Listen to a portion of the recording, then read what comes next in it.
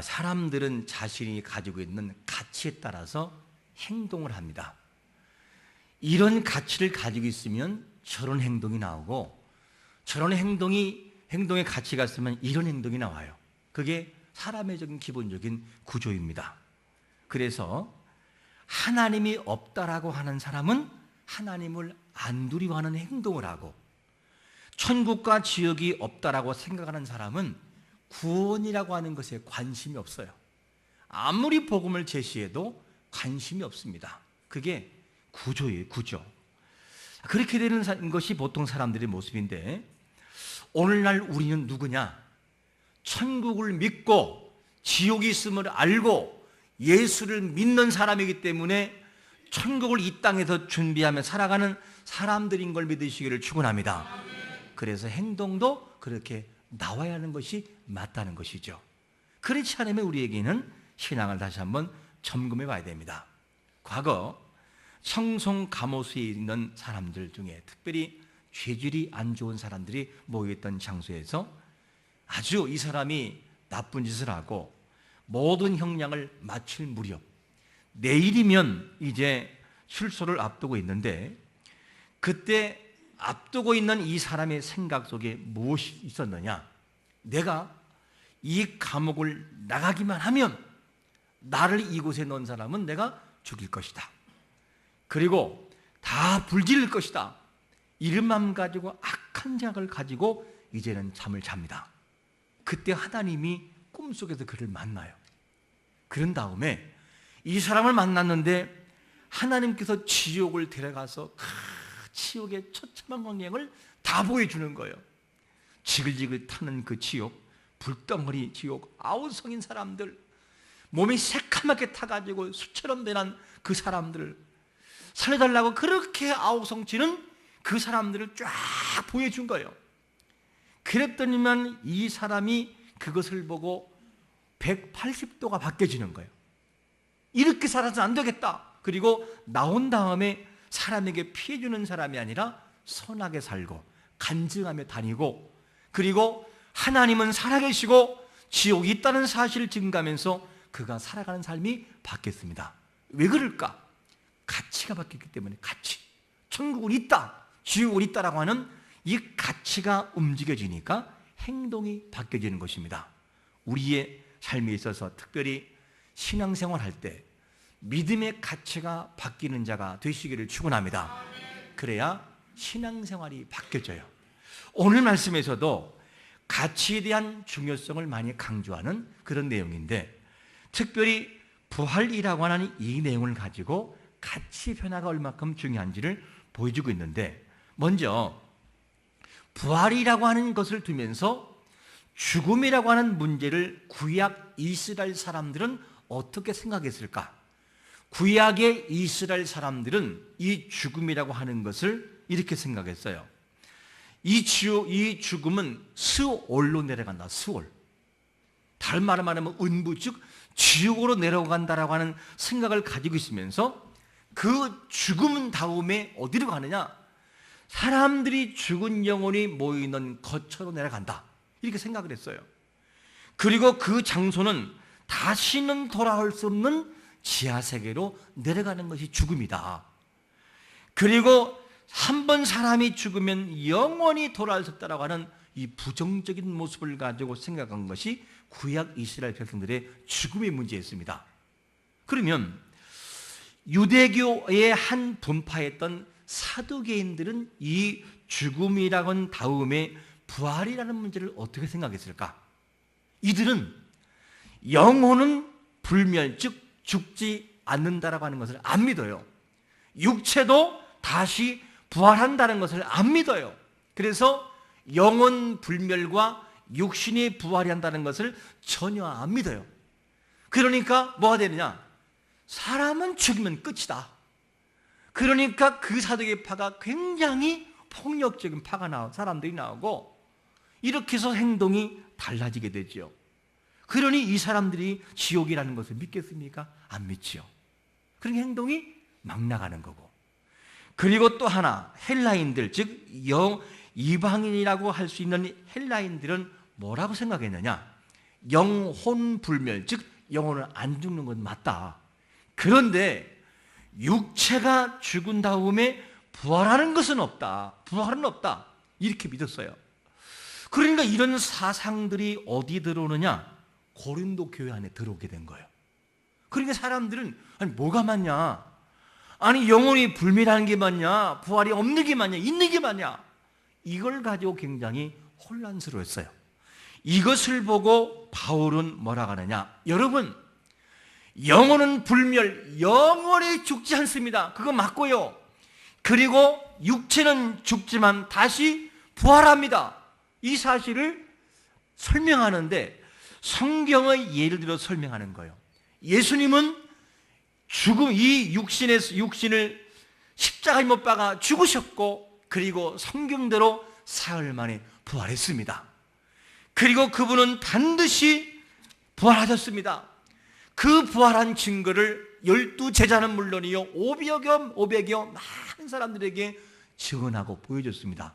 그리고 앞에 있는 저에게, 만삭되지 못한 부족한 저에게도 이 사실을 보여주었습니다.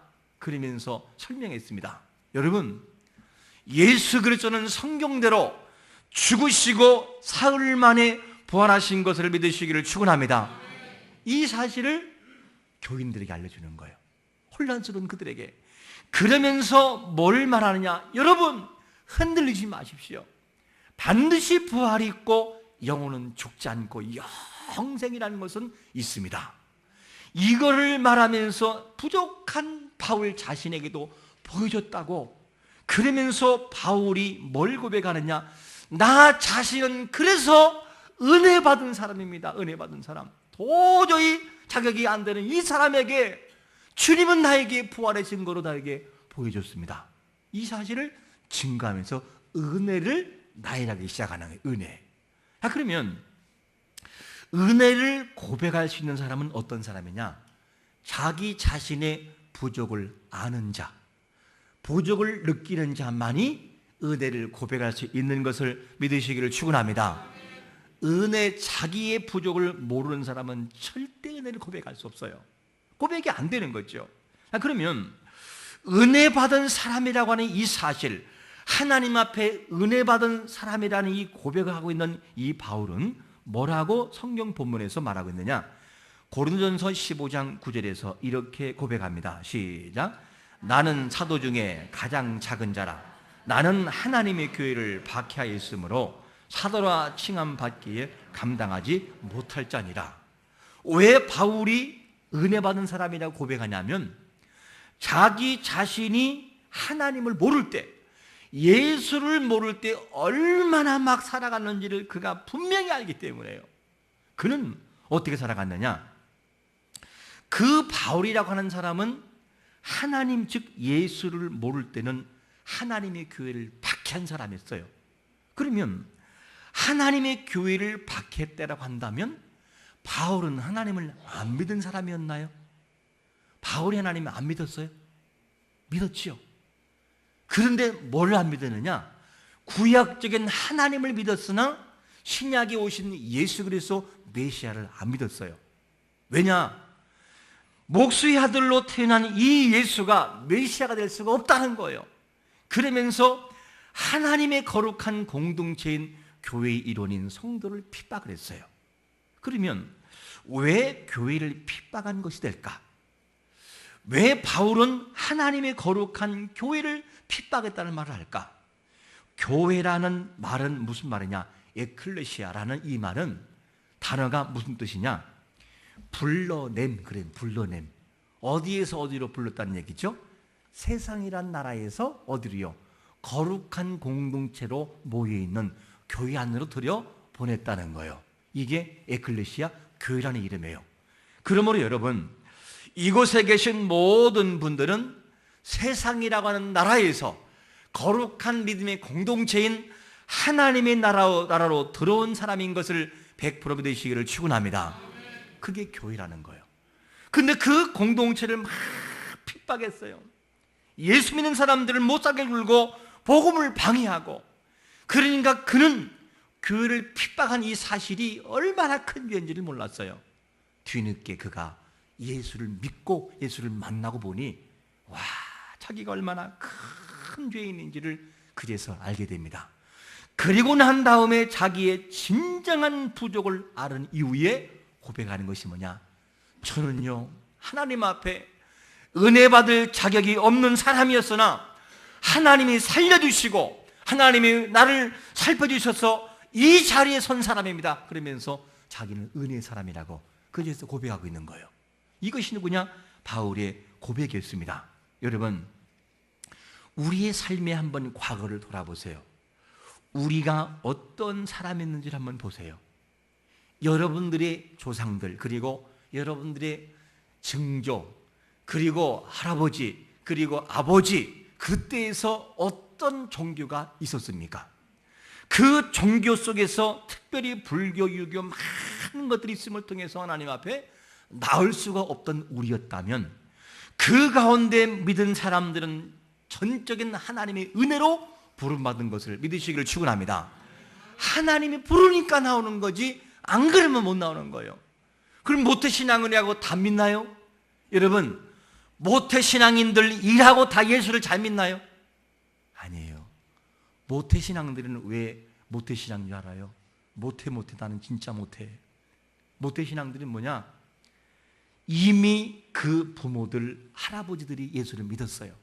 그런데 그 예수 믿는 할아버지, 할머니, 그리고 아버지, 어머니가 바른 삶을 살아가지 못하면 속으로 콧방귀 껴요.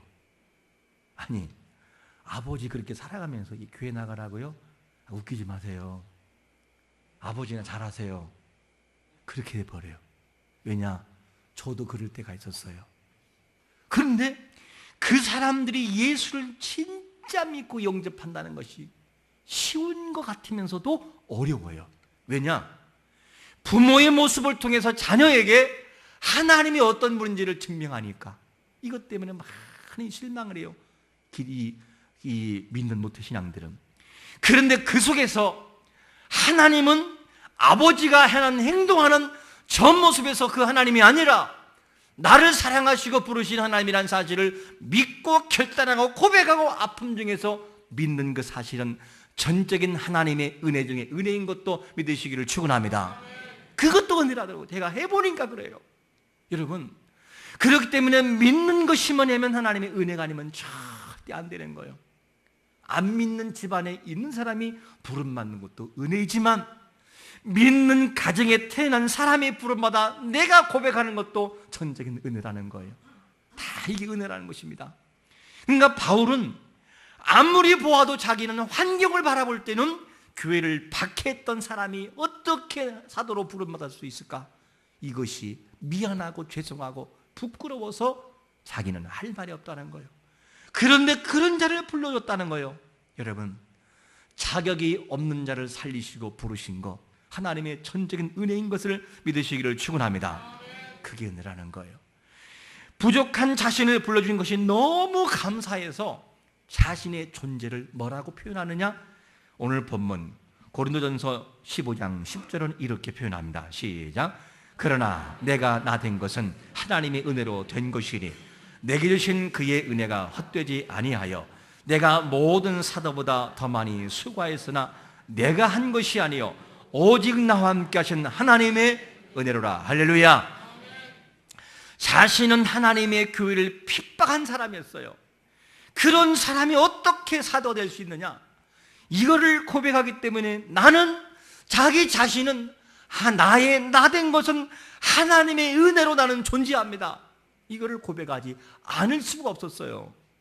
고백하라고 누가 강요한 것도 아니었지만 그런 입술을 가지고 고백할 수밖에 없었어요. 바울은.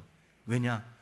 과거에 살아온 나의 더러운 삶을 살펴보니까 너무 죄스럽거든요. 그런 나 자신을 철저히 깨달으니까 지금의 내가 하나님의 은혜라는 사실을 그냥 고백되어지는 거예요.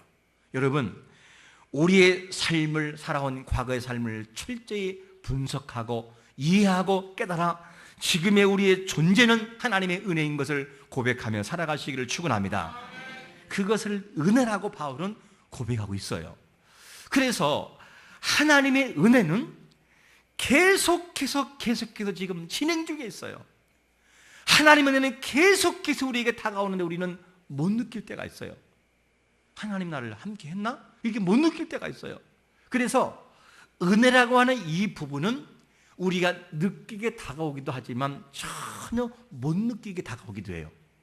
여러분, 지금 우리 자신들이 이렇게 예수를 믿고 예수님을 고백하고 찬양을 드리며 귀한 찬양을 드리며 감동도 받고 하는 것은 어떤 것이냐? 그 모든 것은 하나님이 우리를 잡으셔서 하나님의 거룩한 백성으로 인도하시고 인생을 이끌어가는 하나님의 간섭이 있기 때문에 내가 믿어지는 것을 믿으시기를 축원합니다. 그 은혜가 아니면은요, 한순간이 끝나버려요. 그래서 이 은혜를, 하나님의 간섭함을 무슨 단어로 표현할 수 있냐? 부흥이라는 단어로 표현할 수 있어요. 부흥. 이 부흥이라는 단어가 히브리어로는 하야라는 단어예요. 하야. 그리고 영어로는 리바이벌 또는 리바이벌 이렇게 말을 합니다. 이 단어를 보게 되면 살다, 재생하다, 그리고 생명을 주다, 소성시키다, 활기를 되찾다, 회복시키다, 구원하다, 이런 원문의 뜻이 있어요. 그러니까 하나님은 우리를 어떻게 하느냐? 내가 알든 모르든지 계속해서 우리를 소성시키고 살리시고 재생시켜, 리바이벌, 재성시켜요. 재성시켜서 또 틀어지면 다시 원위치 잡아놓고 계속해서 그 길을 걸어가게 하세요. 이게 뭐냐? 하나님의 부흥이에요.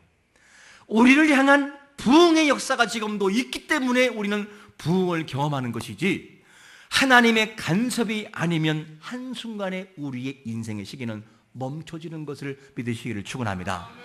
지금 살아있음을 감사하시기를 축원합니다. 내가 숨쉬는 것은 하나님의 부흥이 지금도 나에게 도전해 오고 있는 거예요. 나를 붙드심과 나를 도우심이 지금도 계속 내 마음을 두드리고 있으니까 내가 살아있는 거라는 거예요. 그러면 성도는 숨쉬는 호흡만 느껴도 할렐루야, 나를 부흥시키는 하나님을 찬양합니다. 나를 계속해서 지금도 리바이벌 시키는 하나님의 그 은혜를 감사합니다. 이 고백이 지금 여기서 나와야 되는 거죠. 이거를 우리가 못 느끼고 있으나 우리는 그걸 느끼는 것이 뭐냐? 성도의 의무라는 거예요. 여러분, 지금 내가 숨쉬는 거 하나님의 일하심이 지금도 진행되고 있음을 100% 믿으시기를 축원합니다. 그게 은혜라는 거예요. 은혜. 그러니까 이 은혜가 오늘도 우리에게는 지속되고 있어요. 이 은혜를 아는 바울은, 너무 부족한 자기 자신을 불렀던 이 바울은 뭐라고 고백하냐? 나에게 나된 것은 하나님의 뭐라고요? 은혜라는 거예요. 이걸 어떻게 고백 안 하는 거예요? 자기가 아는데. 여러분, 이 고백이 식어지지 않기를 축원합니다. 식어지지 말아야 돼요. 인생들은 왜 그렇게 하면 잘 식어지지 몰라요. 그래서 이 은혜를 고백하기 때문에 바울은 살아가는 삶의 패턴이 달라졌어요. 너무 은혜로 부름받은 이거를 내가 알기 때문에, 나의 나든 하나님의 은혜를 야구하는 것을 알기 때문에 삶을 대충 살 수가 없었어요. 어떻게 살아가느냐? 오늘 본문 10장 우리 10절 중반절 한번 읽어보겠습니다. 10절 시작. 내게 주신 그의 은혜가 헛되지 아니하여 내가 모든 사도보다 더 많이, 할렐루야. 그러니까 바울은 은혜를 너무 세게 받으니까 어떻게 살아가느냐? 대충 살 수가 없다는 거예요. 받은 은혜가 너무 크기 때문에 그 은혜를 헛되지 않게 하기 위하여 최선을 다합니다. 최선을. 여러분, 하나님의 영광을 위하여 일할 때 대충 하지 말고 생명 걸며 일하시기를 축원합니다. 그게 은혜를 보답하는 사람의 모습이라는 것이죠. 그래서 우리는 이 삶을 살아가는 것이 너무 중요합니다. 매일의 삶 속의 그런 고백을 우리는 하면서 살아가야 됩니다.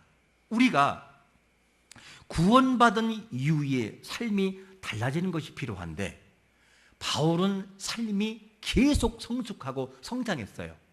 바울은 살아가는 삶 자체가 은혜의 부흥을 경험한 다음에 계속 달라졌어요. 바울은요, 삶이 그렇게 바뀌었어요. 그런데 우리는 그 삶이, 인생이 너무 쉽게 변해요. 어제 죽음에서 구해주면 이 마음에 지속돼야 되는데 이 마음이 지속되지가 않아요. 어제는 어제고 오늘은 오늘이라고 생각하고 인생을 막 살아가요. 그래서 우리는 이 은혜를 기억하면서 한번 이렇게 생각해 보세요. 부부들이, 즉 결혼하기 이전에 자기와 자기를 만날 때 서로가 서로의 지킬 것을 잘 지켜요? 안 지켜요? 잘 지키죠. 자기야 도자기를 뛰어넘어 아주 그 사람은 나의 전부인 것처럼 고백을 해요. 자기야, 자기는 내 인생의 전부야. 내 인생의 전부야. 나는 당신 없이는 못 살아. 나는 내 인생에 자기가 없는 인생이라는 것은 상상을 못해. 이렇게 했던 그들이, 살던 인생들이 살아가면서 대화가 바뀌잖아요. 쓰는 용어가 바뀌어요. 한번 잘 들어보세요. 이런 말을 맞는지 안 맞는지. 서로 마찬가지예요. 이렇게 고백해요. 무슨 말을 하면 웃기시네. 당신 너무 뚱뚱한 거 아니야? 옛날에는 난 자기가 너무 뚱뚱하지. 딱 맞아. 적당해. 나 이거 뚱뚱한 거 좋아해. 많은 사람이 너무 뚱뚱한다고 물어보고, 당신이 알아서 해. 관심이 없어요. 당신은 왜 이렇게 키가 작어? 그것 봐요. 이런 단어들. 그리고 언제는 내 말 들었나? 그런 말들. 옆집 남편은 월급도 엄청 벌어온다네. 이런 말들. 그리고 옆집 아줌마는 싼 걸 입어도 굉장히 귀찮은데 당신은 보여. 이거 얼마짜리인 줄 알아? 몸매가 왜 그 모양이야? 살 좀 빼. 이게 뭐냐? 대화. 자본고기와의 대화의 내용이에요. 이게 왜 이런 말이 나올까? 처음에 마음에는 자기 없이는 내 인생 못 살아라는 그가 살다 보니 이렇게 변해가는 거예요. 남편 여러분, 아내 여러분, 변질에서 나오시기를 축원합니다. 변질되면 안 돼요. 그렇게 사람들이 바뀌어져요. 우리에게도 은혜를 세게 받을 때가 있었어요. 하나님의 은혜가 정말 너무나 감사했던 그들이 하나님의 은혜를 기억하면서 진심으로 한번 마음으로 감사합니다 했던 적이 있는가? 그리고 은혜 받은 그 이후에 십자가를 깊이 생각하며 가슴을 치며 울어본 적은 있는지, 그리고 교회 나올 때에 누구의 강요가 아니라 오늘 교회 나가야지, 오늘 말씀은 어떤 말씀 줄까, 사모하는 마음으로 자원해서 나와본 적은 있으신지요? 그리고 예배를 드릴 때에 말씀을 사모하고 처음부터 마지막까지 오늘 나에게 주는 메시지는 뭘까? 그래서 어떤 얘기냐? 나에게 뭘 준다는 얘기냐? 이거를 고백하고 적용해보고 하나님 감사합니다 하고 진심으로 눈물의 기도를 해본 적이 있는지, 아니면 나는 예배만 하면 왜 그리 졸리운지요, 오직하면 핸드폰 맞다고 울리겠어요? 그렇잖아요. 그러니까 인생을 이렇게 살아가고 집중 없이 그냥 살아가는 인생이 된다면 이거 언제까지 이걸 해야 되겠습니까? 여러분, 잘못된 거 돌이키시고 우리 마음에서 빗나간 것이 있다면 다시 한번 돌이켜 정도의 그 길을 걸어가시기를 축원합니다. 그 삶을 살아가는 인생이 뭐냐? 은혜를 아는 인생이라는 거죠. 이것이 얼마나 중요한지 몰라요. 그러므로 사람에게는 두 종류가 있어요. 은혜를 세게 받은 그 사람이 은혜되게 하는 사람이 있는가 하면 바울 같은 사람, 그런가 하면 에스더 4장에서 하만 같은 사람. 하만은 어떻게 됐습니까? 하만은 그를 높였더니만 이 유다 백성들을 죽이려고 어떻게 합니까? 음모를 꾸미잖아요. 그러다 자기가 어떻게 했어요?